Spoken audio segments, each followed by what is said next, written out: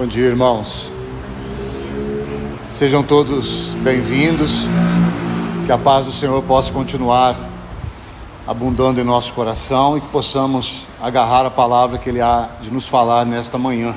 Assim cremos, por isso estamos aqui.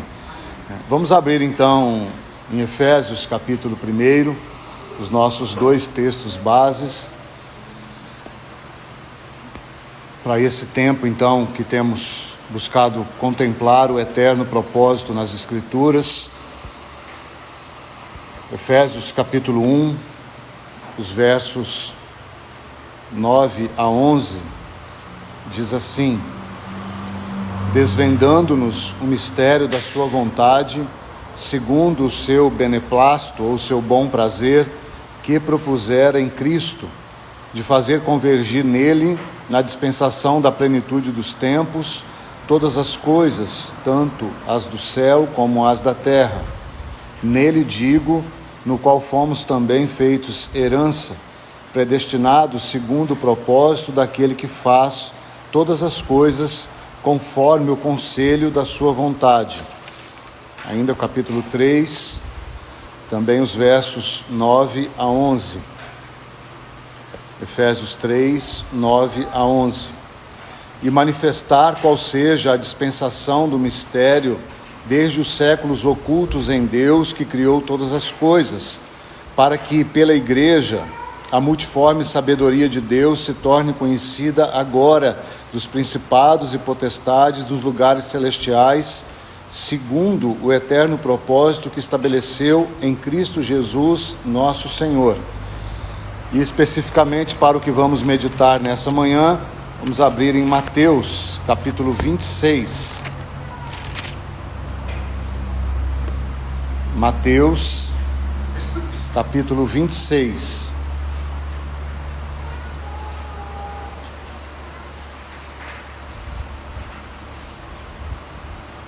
Vamos ler os versos 27,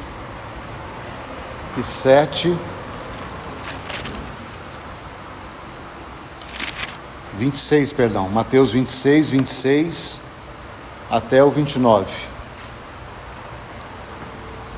Mateus 26, 26. Enquanto comiam, tomou Jesus um pão e, abençoando, o partiu e deu aos discípulos, dizendo: tomai, comei, isto é o meu corpo. A seguir tomou um cálice e, tendo dado graças, o deu a seus discípulos, dizendo: bebei dele todos, porque isso é o meu sangue, o sangue da nova aliança, derramado em favor de muitos, para a remissão de pecados. E digo-vos que, desta hora em diante, não beberei deste fruto da videira, até aquele dia em que hei de beber novo convosco no reino de meu Pai. E tendo cantado um hino, saíram para o Monte das Oliveiras. Vamos ter então uma palavra de oração. Ó Pai, nós nos confiamos a Ti, bendizemos ao Senhor, temos total confiança pela ação do Teu bendito Espírito Santo, sob a Tua obra, não sob a nossa resposta, que o Senhor há de nos consolar, nos corrigir, nos chamar para mais perto de Ti nesta manhã. Temos esta confiança mais uma vez firmada no Senhor mesmo, e com esta base firme, intocável, mediante a Tua graça, por meio da nossa fé gerada pelo Espírito em nós, é que nós nos aproximamos de Ti, suplicando que o Senhor fale aos nossos corações, abra as nossas bocas, abra os nossos ouvidos, prepara os nossos corações, Senhor, para que juntos possamos receber do Senhor. Toma a Tua palavra, ministra a nós. Nós nos confiamos a Ti e Te agradecemos em Teu precioso nome. Amém. Então temos buscado, apenas para relembrarmos, nesse momento de retorno, buscado contemplar então o eterno propósito nas Escrituras. Não é ver o eterno propósito, é contemplar ele em várias porções das Escrituras, tendo sempre em consideração essa realidade do eterno propósito, como que, por conta de nossa compreensão, dividi-lo didaticamente, então, em 3 partes. Aquilo que Deus fez na eternidade, aquilo que, então, deveríamos responder como igreja no presente, por conta do que Ele fez na eternidade, e aquilo que haveremos de colher ou não, como seus filhos, dependendo de nossas atitudes hoje, com base no que Ele fez na eternidade. Então é uma tríade que se completa, né? O que Ele fez dá base para que nós possamos responder. Se respondemos de acordo com o que Ele planejou, de acordo com a sua vontade, então teremos, juntamente com Ele, por conta dEle, por causa dEle, por meio dEle, um lugar, então, de glória na sua manifestação plena, que já começou, na verdade, na cruz, mas ainda de uma forma como cordeiro, há de se manifestar, então, no milênio como leão, coloquemos apenas a figura, e num momento posterior e pleno, a Nova Jerusalém, então, como o nosso Senhor e Deus, né? Ou nosso Senhor e Salvador, né? Plenamente manifesto. Então, para a manhã de hoje, com base nesse texto aqui de Mateus 26, nós vamos destacar aqui 3 expressões, né, que de alguma maneira elas se completam, né? A primeira então seria, se você quiser colocar o título, então é o 76º tempo em torno desse assunto, né? O sangue, o vinho e a ceia. O sangue, o vinho e a ceia.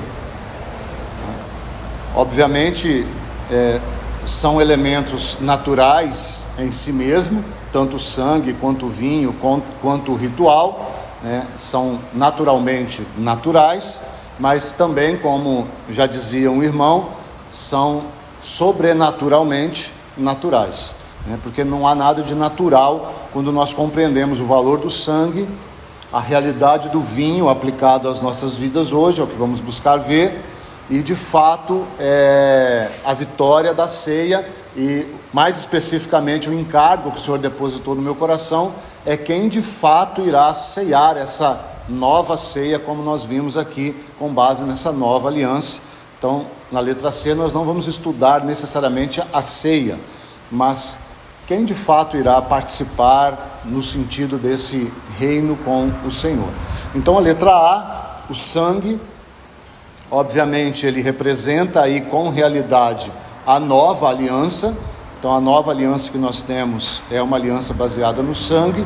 E um texto base para essa letra A, você pode anotar e abrir comigo, primeira carta de Paulo aos Coríntios, capítulo 11, os versos 26 e 27.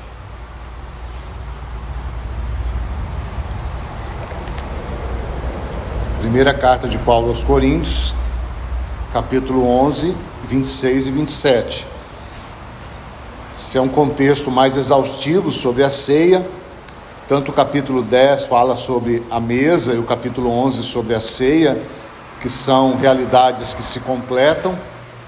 Mas aqui então no verso 26 do capítulo 11 diz assim: porque todas as vezes que comerdes este pão e beberdes o cálice, anunciais a morte do Senhor até que ele venha.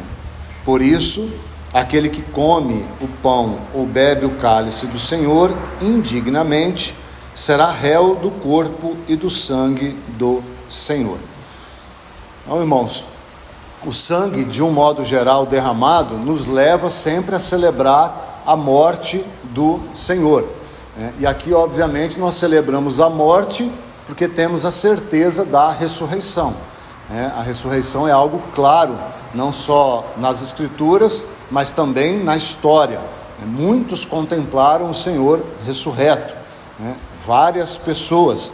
Então, essa morte e ressurreição, por isso nós celebramos dentro desse contexto da nova aliança, elas são então a prova irrefutável de que essa nova aliança foi inaugurada, né? Porque o Senhor morre, assume então, ou leva sobre si o pecado e os pecados, e então ele rompe a morte. Ninguém antes havia rompido a morte, então ao romper a morte ele inaugura essa nova aliança, né? E ela se completa, digamos assim, no que diz respeito à plenitude dela, quando ele é exaltado, recebe o Espírito Santo, não retém e derrama, ali então que nós temos esse registro em Atos 2. Então essa inauguração, por que nós estamos falando isso? Ela traz a realidade para nós, a certeza, a convicção de que o eterno propósito foi cumprido. Então é aqui que nós linkamos o valor da nova aliança com o que nós temos contemplado. Então não teríamos uma base sólida para termos por si só a nova aliança, sem que antes dela nós tivéssemos conhecimento de tudo que Deus planejou que nós iríamos alcançar agora nessa nova aliança. Porque se a nova aliança por si só pudesse, coloquemos assim, nos dar total segurança, então nós teríamos a segurança, porque essa nova aliança está baseada na obra de Cristo, mas seria uma segurança sem um conhecimento do porquê nós fomos colocados nessa nova aliança. Então apenas ele nos daria vida, teríamos convicção dessa nova vida, jamais voltaríamos para as trevas, a morte, mas por quê? Então ele inaugurou essa nova aliança para nos dar a oportunidade a todo aquele que crer de participar e desfrutar. Nós já vamos ver das realidades dessa nova aliança, mas essa nova aliança está como que colocada sob a vontade dele, sob o propósito dele. Então a nova aliança, ela tem uma relação mais direta com o que ele planejou, por conta de que ela atinge a plenitude da vida do seu filho, do que conosco de um modo geral, ou em essência. Então, irmãos, essa inauguração da nova aliança traz essa certeza de que o plano que Deus estabeleceu, do qual nós temos contemplado, ele foi executado plenamente. Por quê? Porque a velha aliança, aquela aliança que Deus havia traçado com a nação de Israel, ela então se tornou como que antiquada. Se você quiser abrir a sua Bíblia em Hebreus, abra só para a gente ver esse texto. Hebreus capítulo 8, está falando justamente dessa realidade da velha aliança. Hebreus capítulo 8, verso 13, Hebreus 8, 13, diz assim: quando ele diz nova, torna antiquada a primeira. Ora, aquilo que se torna antiquado e envelhecido está prestes a desaparecer. Então a palavra ela é muito precisa, né? Porque logo acima nós temos a nova aliança, já vamos olhar para ela, mas perceba que o Espírito não diz que a velha aliança foi extinguida. Por quê? Porque ainda há um capítulo final no que toca a relação dessa velha aliança com a nação de Israel. Haverá um momento quando se fechar aquilo que a teologia chama, e a Bíblia também, do tempo dos gentios, da era da graça estendida aos gentios. Quando se fechar esse tempo, nós teremos aquela 7ª semana de Daniel, possivelmente se cumprindo então escatologicamente, do qual Paulo vai tratar em Romanos 9, 10 e 11, com essa relação então com a nação de Israel. Eles verão aquele a quem transpassaram e se ou lamentarão sobre ele. Alguns se renderão em arrependimento e outros não, como assim também nesse período dos gentios. Mas a essência então é que essa velha aliança, ela se tornou antiquada, porque ela tinha o seu fundamento nos sacrifícios e ofertas do Antigo Testamento. Bodes, carneiros, Hebreus capítulo 10 vai tratar, na verdade Hebreus de um modo geral vai tratar essa relação dessa velha aliança, que ela não desapareceu, como disse, ela ainda terá um capítulo final. Mas no que toca a nossa realidade como Israel de Deus, como somos chamados em Romanos também 9, 10 e 11 ali, o Israel de Deus e não o Israel nação, nós temos então essa nova aliança baseada no sangue de Cristo, não mais no sangue de bodes e carneiros. Então a nossa consciência não está firmada em ações ritualísticas, que deveríamos repetir ano após ano. mas sim numa ação completa que o Senhor realizou na cruz. E aqui nós temos um risco, irmãos: transformarmos a ceia num ritual de renovação daquilo que Cristo fez.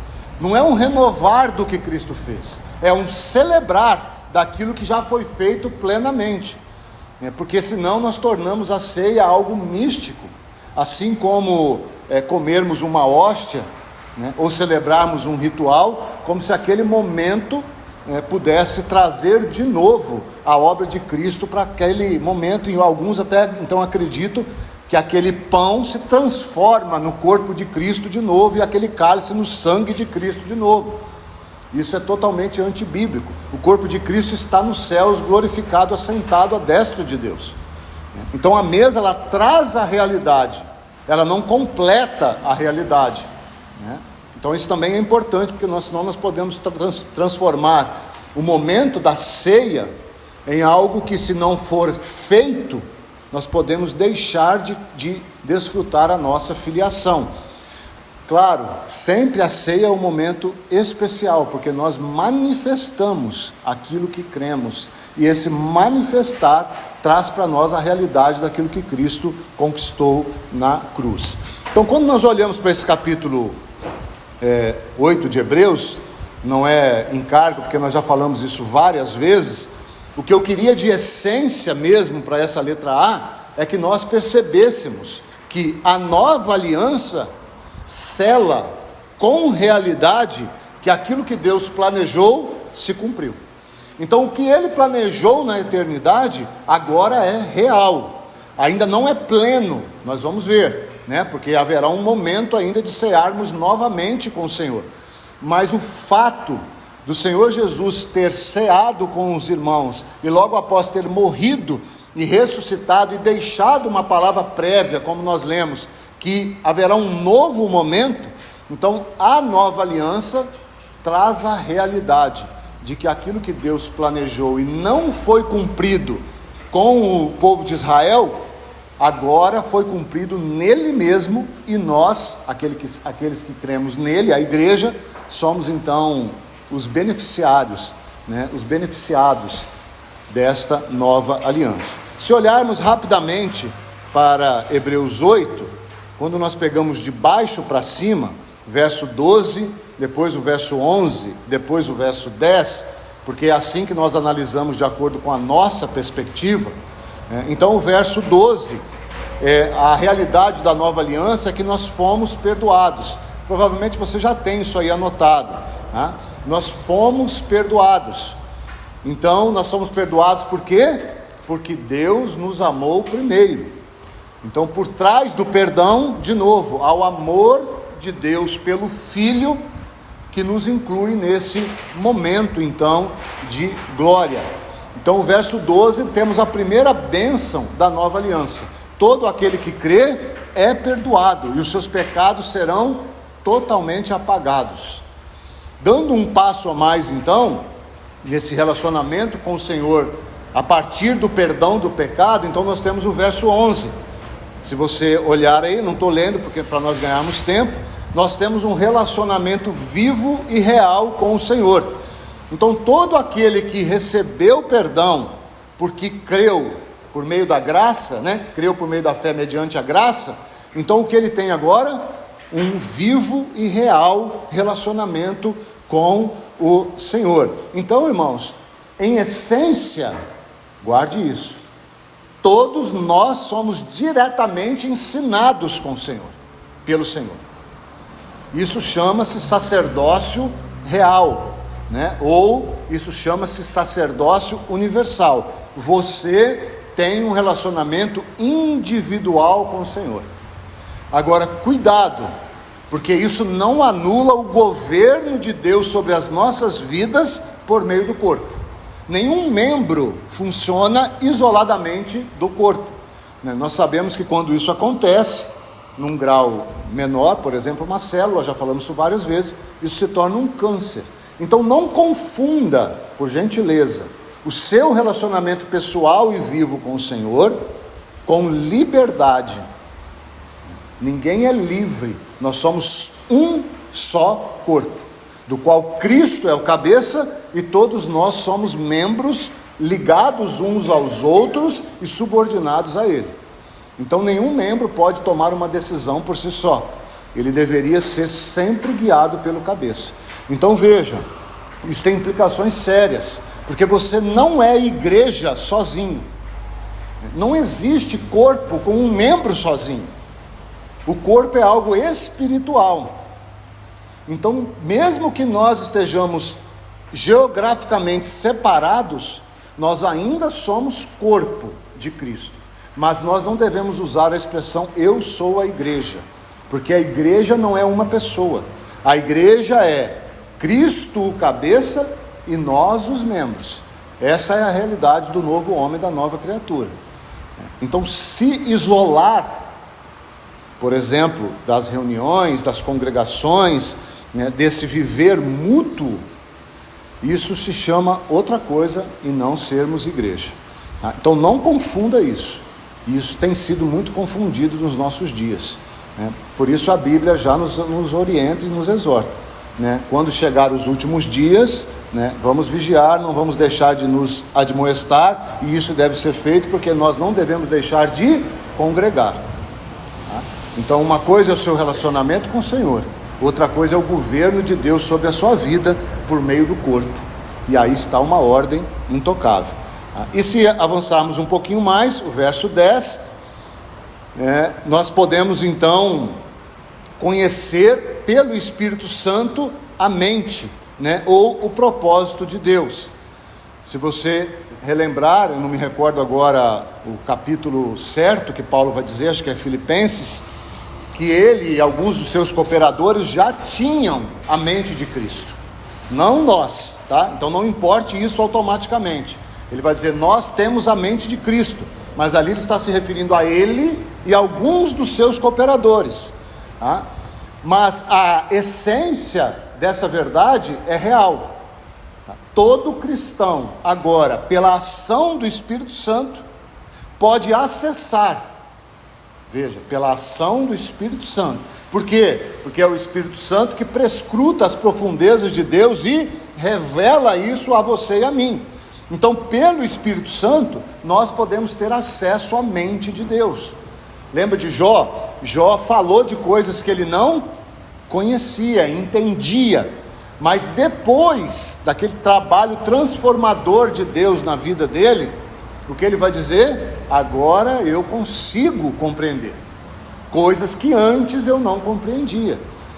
Então, basicamente as 3 bênçãos da nova aliança, porque Deus planejou assim, então nós somos perdoados, nós temos um relacionamento vivo e real, e individual e corporativo com o Senhor, e então, juntamente com todos os santos, nós podemos conhecer qual a altura, profundidade, largura e comprimento do amor de Deus, que é a revelação nada mais do que Ele planejou para nós.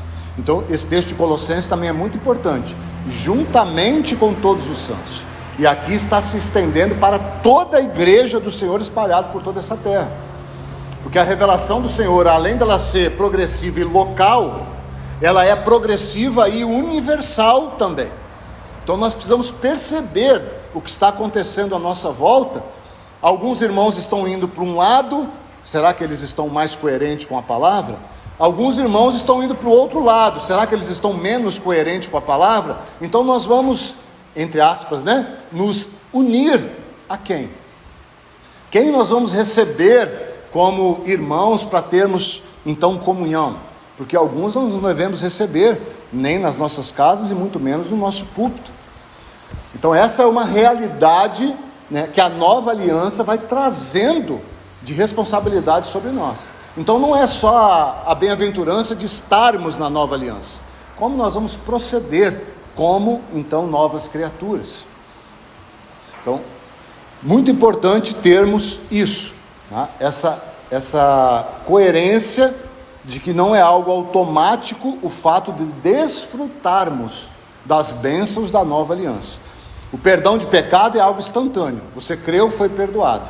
O relacionamento vivo e real é algo que precisa ser desenvolvido.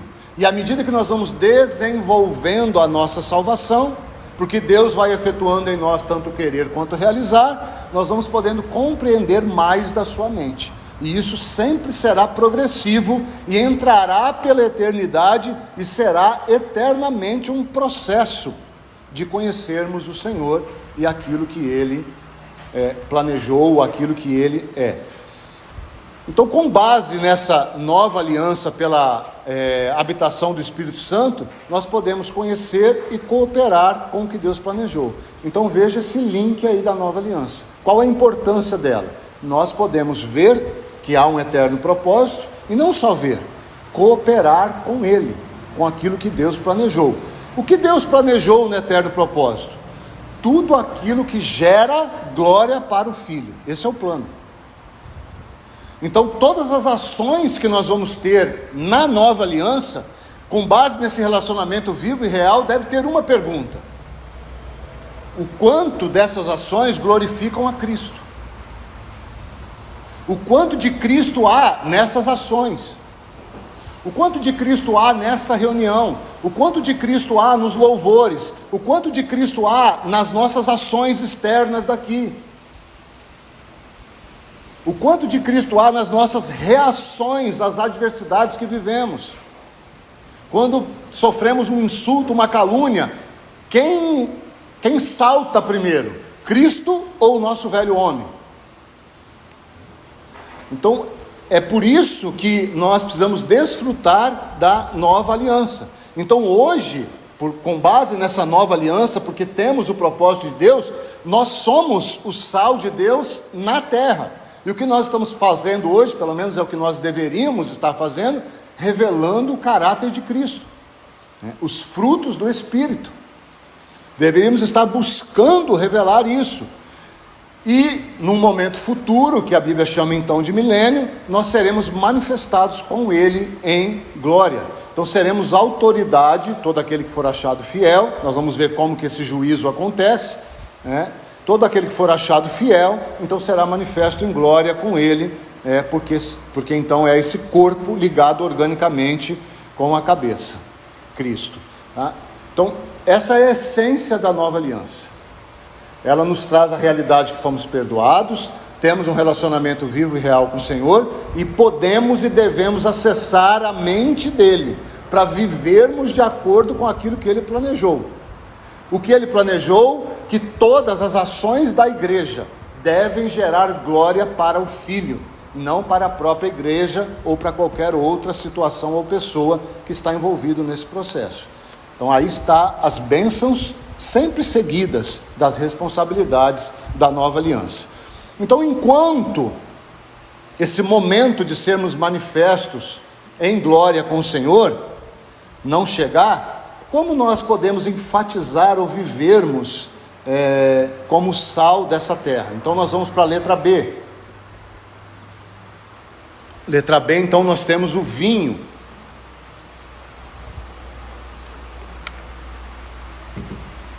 Na frente, fidelidade.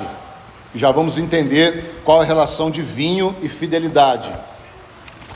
Você pode anotar e voltar para o texto de Mateus 26.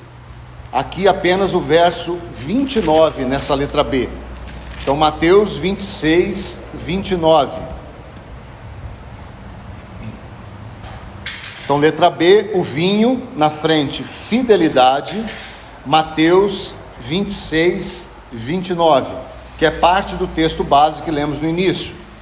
Então o verso 29 diz assim: e digo-vos que desta hora em diante não beberei deste fruto da videira, até aquele dia em que hei de beber novo convosco no reino de meu Pai.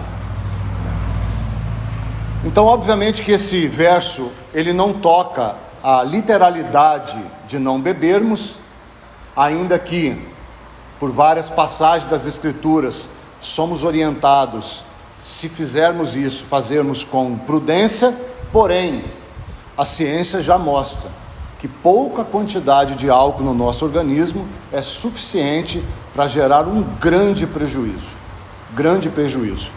Tem um exemplo que um pregador atual, quando ele é questionado então se o crente pode beber ou não, ele vai perguntar assim, provavelmente você já ouviu esse vídeo rodando por aí: se você for viajar de avião, quantas doses de uísque você gostaria que o piloto tivesse bebido antes de pilotar esse avião que você vai viajar? Então, irmãos, nós não vamos enveredar por esse caminho, mas se você tem um mínimo de decência e vontade de preservar o templo do Espírito Santo, procure saber os malefícios do álcool para o seu organismo. Você verá que uma pequena dose, por exemplo, se você faz uma atividade física corriqueira durante a semana, 5 dias, firme, consistente, qualquer atividade que for, e no sábado você toma uma quantidade X de álcool, pequena, cerca de 30% a 40% do que você conquistou naquela semana será destruído, e depois você terá que reconquistar de novo. É só você procurar aí, você vai achar isso, tá? Então, só por esse fato, e haveria tantos outros que eu poderia citar aqui de malefícios do álcool, né, nas famílias, acidentes e tantas outras coisas, que certamente não vale a pena. E me permitam dizer algo aqui para você, e para mim, obviamente, também, como princípio: todo alcoólatra se arroga saber beber socialmente. Todo. Então, todo aquele que bebe socialmente nunca vai saber de fato quando ele deixa de ser social e passa a ser alcoólatra. Então, pensemos sobre isso. Mas com realidade as Escrituras, então, o vinho, qual o sentido de não beber? O vinho nas Escrituras traz o sentido de gozo, de alegria, de prazer. Então, o não beber traz o sentido de não nos agarrarmos às alegrias momentâneas. Então, para que sejamos e andemos em fidelidade, na grande maioria das vezes, em nossas escolhas, nós teremos que abrir mão das nossas alegrias naturais. E aqui, irmãos, alegrias de várias formas. Me permitam ressaltar um em especial: relacionamentos inadequados. Muitas vezes nós procuramos as nossas alegrias em relacionamentos inadequados, com pessoas, com coisas, com situações, com posições, relacionamentos inadequados. Então, não beber significa não agarrarmos nessas alegrias. Nós poderíamos estender isso para aquela expressão que eu ouvi e repito aqui várias vezes: nós temos que ter mão leve para tudo aquilo que nós temos do Senhor. Se Ele tirar, a nossa mão tem que estar solta. Nós não podemos nos agarrar àquilo que temos recebido, ainda que seja do Senhor, porque Ele pode nos dar por um tempo e querer tirar depois, justamente para que seja manifesto o nosso coração, se ele permanece fiel ao Senhor ou não. Então a fidelidade toca esse relacionamento nosso com as alegrias. Por quê? Porque a nossa alegria não está aqui. A nossa alegria é uma pessoa. A nossa alegria não é um sentimento que oscila de acordo com um dia que está de sol e um dia que está de chuva. Então há um hino que eu gosto muito, e eu vou citar algumas partes dele, que vai falar algo dessa relação de não estarmos totalmente alegres nessa terra, né? E depois nós vamos ver alguma coisa na Bíblia. Então esse hino se chama Desde Betânia, a maioria de nós conhece, do irmão Otmani, e alguns versos diz assim: não tenho mais tocado a minha harpa, como tocar se a ti não posso ver? Sem lar recordo tua manjedoura, olhando a cruz não posso me alegrar. E tu me lembras meu lar futuro, mas é a ti quem mais quero encontrar. Embora aqui tua presença eu gozo, de ti saudades estou sempre a sentir. Assim também anseio ver teu rosto, ó meu querido e amado Salvador. Então são pequenas porções de um hino maravilhoso. Se você não conhece, sugiro escutá-lo com base no que você está ouvindo nesta manhã. Certamente você será muito edificado. Desde Betânia, do irmão Otmani. É um hino muito bonito, com uma com palavras bem precisas de como deveria ser o coração de um cristão enquanto aguarda o retorno do seu noivo em fidelidade.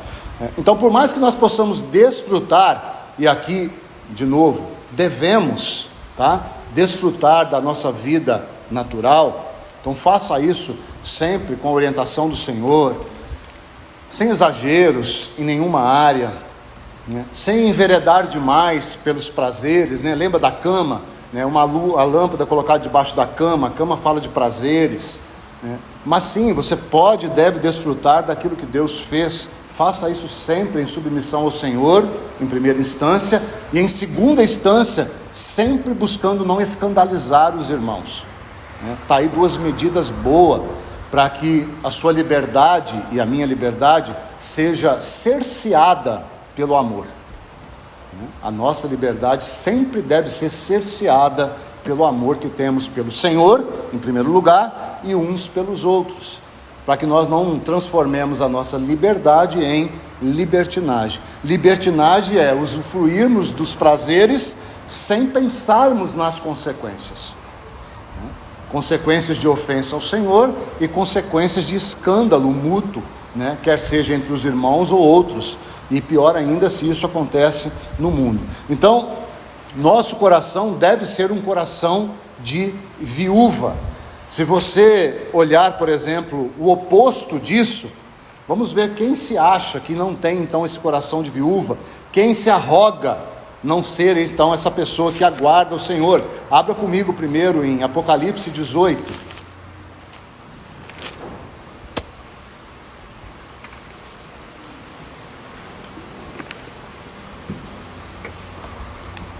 Apocalipse 18. Olha o que diz o verso 7. Apocalipse 18, 7. Está falando aí da grande Babilônia, O quanto a si mesma se glorificou e viveu em luxúria, dá-lhe em igual medida tormento e pranto, porque diz consigo mesma: estou sentada como rainha, viúva não sou, pranto não hei de ver. Esse não deve ser o meu e o seu coração, Veja, você e eu somos a rainha do nosso rei? Sim, mas ainda não. Há um outro texto também, de uma igreja que ultrapassou a autoconfiança em si mesma, que é Laodiceia. Abra aí então no capítulo 3 de Apocalipse. Veja o que diz a parte A do verso 17. Apocalipse 3, 17a. Pois dizes: estou rico e abastado, e não preciso de coisa alguma. Até aí é suficiente. Então, quando nós pensamos nisso e nos lembramos do que o irmão João está trazendo ali do Salmo 23, por conta do Salmo 22 que ele está meditando, o Senhor é o meu pastor e eu não preciso de mais nada. Então veja, o fato de não precisarmos de mais nada não está ligado a quem nós somos, ou fazemos, ou praticamos, mas é porque nós temos o nosso pastor. Então, algumas traduções dizem que o Senhor é o meu pastor, e porque Ele é o meu pastor, eu não preciso de mais nada. Então, irmãos, veja que há muita proximidade e muita discrepância quando nós interpretamos, às vezes, as Escrituras de uma forma um pouco leviana. Então, a fidelidade vai sempre nos colocar de joelho, clamando ao Senhor para que nos livre de tudo aquilo que nos distraia. E se tem algo que cega as pessoas, se chama autoconfiança. A autoconfiança, como vimos em Jó, ela vai ter como que duas pernas. Uma autoconfiança depressiva, que Jó chamou então ali de autopiedade. Mas a pessoa que é autopiedosa, ela tem uma confiança tão grande, que é só ela que sofre, mais ninguém, entende que aquilo cega ela de tal maneira. Então a autoconfiança virada pelo lado da depressão, da autopiedade. Mas é algo, irmãos, que de fato nós olhamos e falamos assim: meu Deus, será que essa pessoa não vê que a vida que ela tem é ótima, comparada a outras vidas? Mas ela não vê, por conta da autoconfiança de que só ela está sofrendo. E o outro braço da autoconfiança é a autoglorificação. A pessoa tem uma confiança tão grande que ela tem a capacidade de se autogloriar em detrimento dos outros, de uma forma que de fato assusta-nos. Então nós precisamos ter dependência, que é a diferença de autopiedade, e esperança, que é diferente de autoglorificação. E tudo isso acontece se a nossa confiança está no Senhor e não em nós mesmos. Então a fidelidade toca em aspectos de que o Senhor irá tirar, na maioria das vezes, muitos dos nossos deleites, para que nós aprendamos a ter todo o nosso prazer nele. E mesmo que tenhamos que sofrer aqui por conta do nome dele, o nosso gozo nele não é alterado. E eu sei que para a grande maioria de nós, às vezes isso ainda parece algo distante, mas me permitam também dizer algo para o irmão. Aqui há duas realidades que sempre vão andar juntas: a realidade da fé, que é aquilo que você crê, isso não muda, é a convicção de fatos que não se veem, não se sente, não se percebem. E o outro lado é a minha e a sua vida prática. Todos nós estamos sofrendo, todos nós estamos envelhecendo, todos nós estamos adoecendo, né? A velhice, ela se torna algo aí que não deixa de ser uma doença, né? No sentido literal mesmo dela. Então, dessas realidades, com maior ou menor intensidade, dependendo das suas escolhas e das minhas escolhas, todos nós estamos caminhando para a morte. Todos nós. Isso não vai ser mudado. Mas por conta da nossa esperança, a morte é então uma anunciadora de uma bem-aventurança, como já diz um irmão. Então nós não sofremos mais o pavor da morte exercido pelo diabo em tantas pessoas. Então quando você adoece, a primeira coisa que você faz não é desesperar, é, com confiança, buscar fazer o que você puder dentro do natural, sem descaracterizar a sua fé. E não há problema nenhum nisso. Então, irmãos, nós precisamos compreender que nós vivemos aqui como peregrinos e forasteiros. Se você quiser anotar esse texto, não vamos ler para ganharmos tempo, Hebreus 11, 13. Esse texto aponta em essência para o povo do Antigo Testamento, mas é claro que isso também fala a nós. Hebreus 11, 13. Por que isso fala a nós? Porque Efésios, também pode tomar nota, 2,19, vai dizer que hoje nós não somos mais peregrinos e forasteiros, mas somos concidadãos da família de Deus. Então, de novo, eu quero que você perceba um paradoxo. Você deve viver como peregrino e forasteiro, ainda que você não é peregrino e forasteiro. Então a Bíblia sempre vai trabalhar dessa forma, e a fidelidade ela vai ser construída sempre assim. Nós devemos viver de uma maneira, ainda que não sejamos daquela maneira, porque nós não somos mais peregrinos e forasteiros. Hoje nós temos uma pátria celestial, e nós temos um Senhor sobre nós, um lugar onde nós vamos habitar. Na verdade já habitamos nele hoje e vamos habitar plenamente. Mas para que isso se torne real, no sentido de que temos buscado compreender desse reino milenar, nós devemos continuar vivendo hoje, como se não tivéssemos nada nessa terra, e como se esse lugar que vivemos, de fato não fosse, e não é, o nosso último lugar de moradia. Quantos têm lutado para transformar esse lugar num lugar melhor para se viver? Tudo bem, irmãos, aqui não há extremismos, né? Faça o máximo possível para que você tenha uma vida agradável, mas isso tem um limite que deve ser, então, determinado pela vontade do Senhor. Há irmãos que estão provendo para si abrigos, alimentos, estocando, lugar de morar, isolado, tudo isso buscando segurança em meio a uma possível catástrofe que está por vir. Qual é o nosso esconderijo?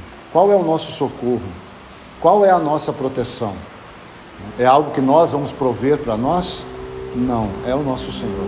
Ele há de prover todo sustento. Então não vou fazer nada e aguardar a provisão do Senhor? Também não.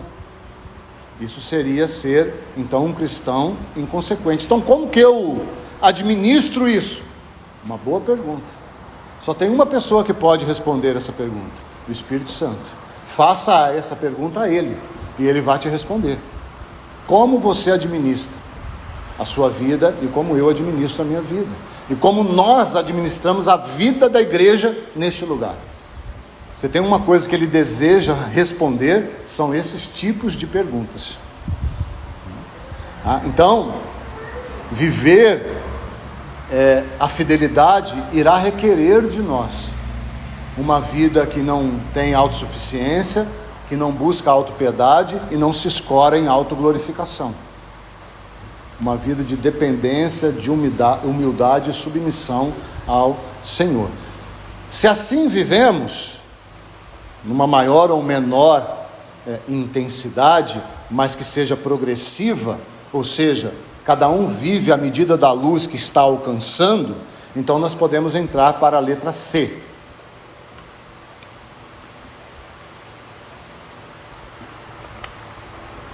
A ceia. Se você quiser completar aí a ceia no reino. Na frente, então, o banquete de vitória. Ceia no reino, banquete de vitória. Texto base, nós já vamos a ele. Primeira carta de Paulo aos Tessalonicenses. Pode abrir a sua Bíblia lá.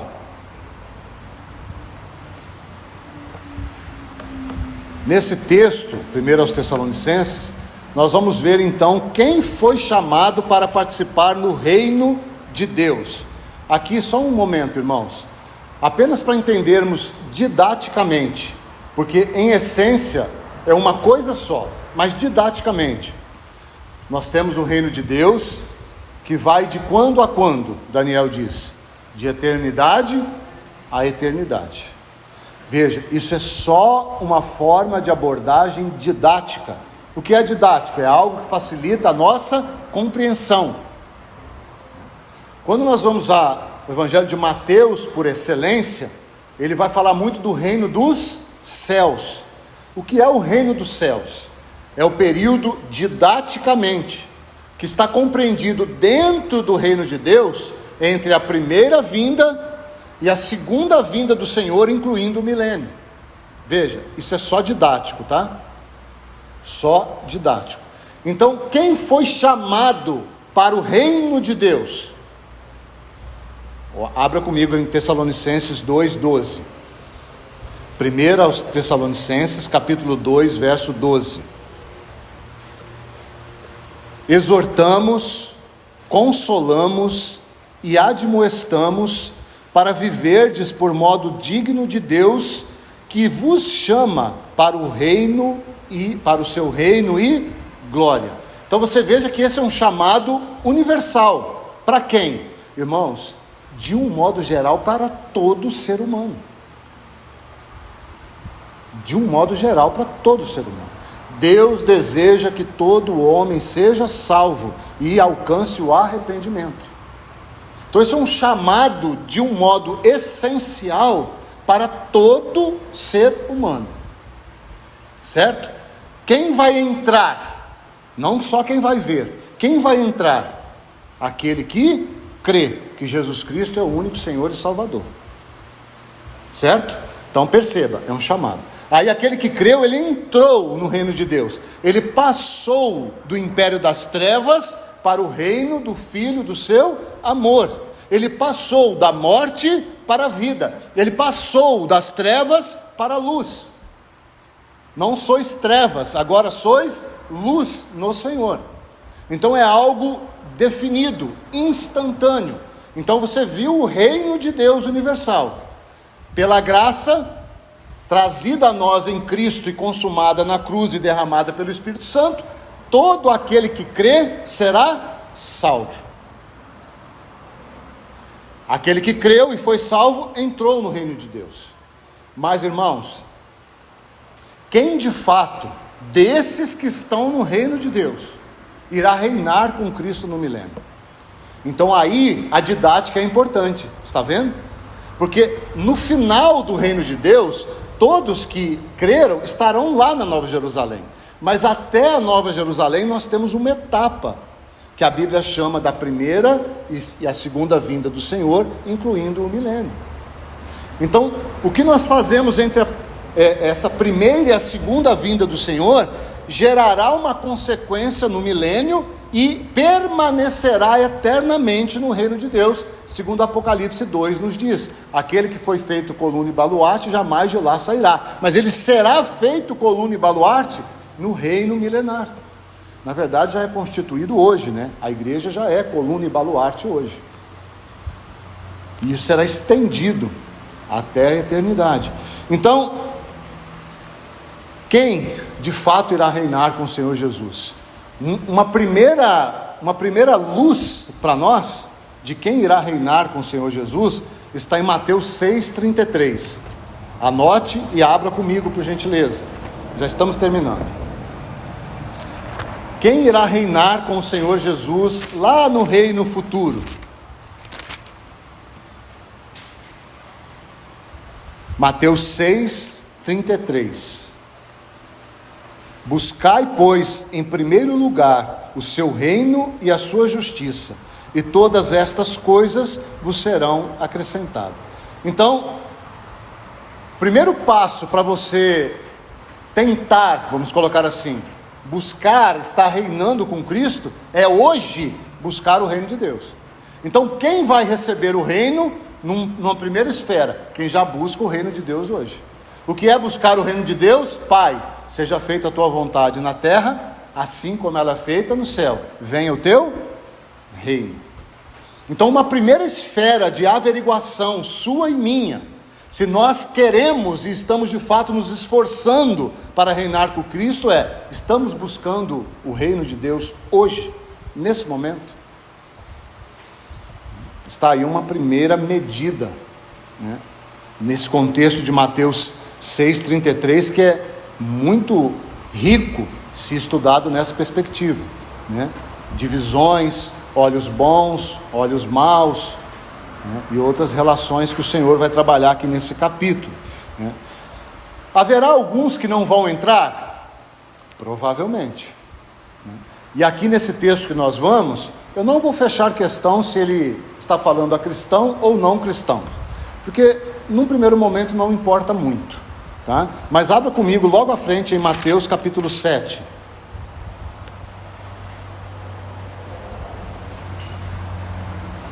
Mateus 7, 22.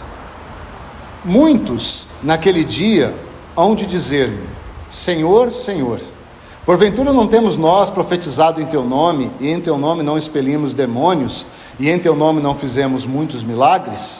Então lhes direi explicitamente: nunca vos conheci, apartai-vos de mim, os que praticais a iniquidade.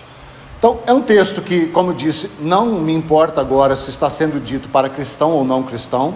Você pode ter a sua interpretação, não faz diferença para o que nós estamos contemplando, porque há vários outros textos, dos quais nós já temos citados inúmeras vezes, que cada um receberá o seu galardão de acordo com as suas obras. Eis que o Senhor vem, e junto com ele o seu galardão, para dar a cada um de acordo com as suas obras. Então isso é muito claro nas Escrituras, né, que cada um irá receber do Senhor de acordo com as suas obras. E o galardão tem a ver com recompensa, tem a ver com autoridade, segundo a parábola das minas. Tá? Mas o que eu quero ressaltar nesse texto é que o Senhor é um reto juiz. E Ele é que vai decidir, com base na nossa fidelidade, se vamos ou não reinar. Teremos autoridade sobre uma, sobre duas, sobre 5 cidades, conforme a parábola das minas. Ele irá decidir. Mas essa decisão que Ele irá manifestar no tribunal de Cristo é conquistada hoje, por meio da fidelidade, né? O gozo, deixando de lado um pouco, por causa da nova aliança, que é feita com novos princípios, novos propósitos, novos desejos. Então sim, haverá esse momento de separação entre estrelas e estrelas, 1 Coríntios 15, porque há diferença de esplendor entre estrelas e estrela. Estrela na Bíblia sempre aponta para os cristãos, assim como a lua fala da igreja e o sol fala de Cristo. Então estrela fala dessa individualidade no corpo, porém cada um veja como edifica. 1 Coríntios capítulo 3, um outro texto que fala dessa relação. Colossenses 3, cada um receberá a herança, a recompensa da herança. E para terminarmos então, mais 3 textos, 2 vão dizer algumas pessoas que de fato não entrarão no reino de Deus, e aqui no reino de Deus, e possivelmente também no reino milenar. Então 1 Coríntios capítulo 6,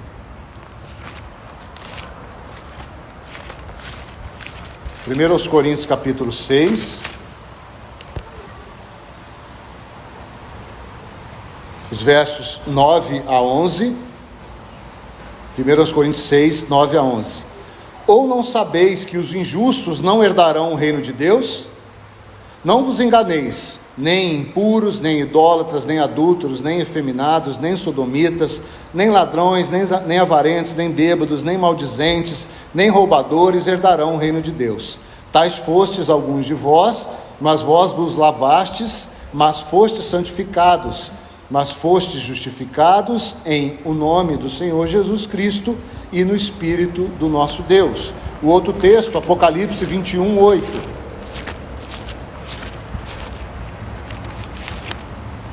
Apocalipse 21, 8. Apocalipse 21, 8. Diz assim: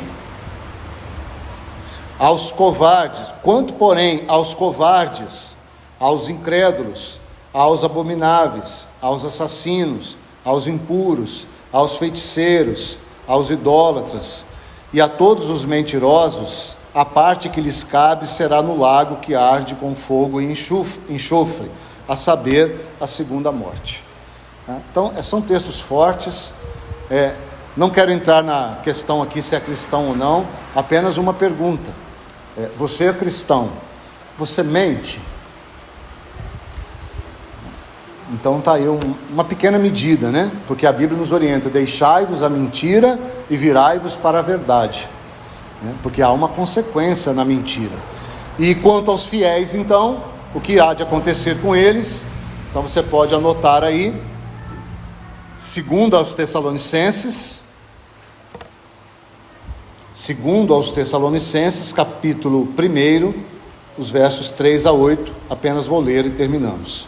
2 aos Tessalonicenses, capítulo 1, os versos 3 a 8. Irmãos, cumpre-nos dar sempre graças a Deus no tocante a vós outros, como é justo, pois a vossa fé cresce sobremaneira, e o vosso mútuo amor de um para com os outros vai aumentando, a tal ponto que nós mesmos nos gloriamos de vós na igreja de Deus, à vista da vossa constância e fé, e todas as vossas perseguições e das tribulações que suportais. Veja, irmão, só um parênteses: sinal de amor é sinal de constância, ou a constância é um sinal de amor. 5. Sinal evidente do reto juízo de Deus, para que sejais considerados dignos do reino de Deus. Mas eles já não eram filhos? Já não era a igreja em Tessalônica? Havia ainda necessidade de serem considerados dignos do reino de Deus? E a resposta, sim. Haveria uma consideração futura para saber se eles eram dignos ou não. Pelo qual, com efeito, estáis sofrendo, se de fato é justo para com Deus que ele dê em paga tribulação aos que vos atribulam. O que ele está dizendo aqui? Vocês estão sofrendo.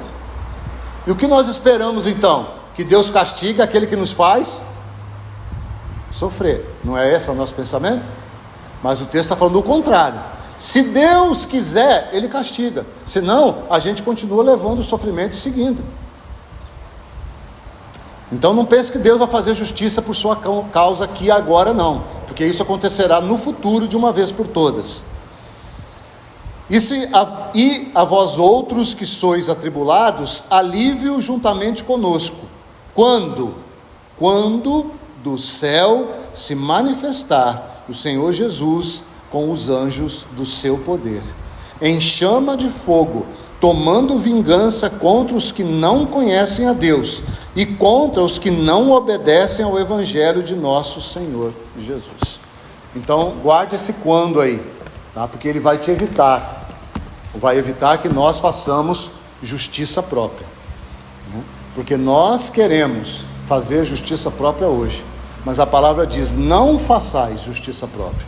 Amontou a brasa sobre a cabeça do seu inimigo e deixe que o Senhor, no tempo certo, manifestará a sua ira contra todo aquele que não obedece ao Evangelho. Tá? Então que o Senhor nos ajude para que possamos desfrutar dessa ceia. Para isso precisamos abrir mão de muitas alegrias e fazemos isso com a convicção da nova aliança que temos em Cristo. Vamos orar. Pai, nós mais uma vez te agradecemos, Senhor. Obrigado por tua palavra. Obrigado porque todo aquele que crê está na nova aliança. Obrigado porque todo aquele que crê não precisa mais ser escravo da sua carne, porque o Espírito milita contra a carne, para que ela seja vencida, e nós não façamos o desejo dela, mas o desejo do Espírito. Muito obrigado, porque quando nós colocamos a mesa, hoje à noite, por exemplo, temos a certeza que ela é um antigozo real daquilo que iremos viver e praticar com o Senhor eternamente. Te louvamos e te agradecemos e oramos, Jesus, em teu precioso nome. Amém.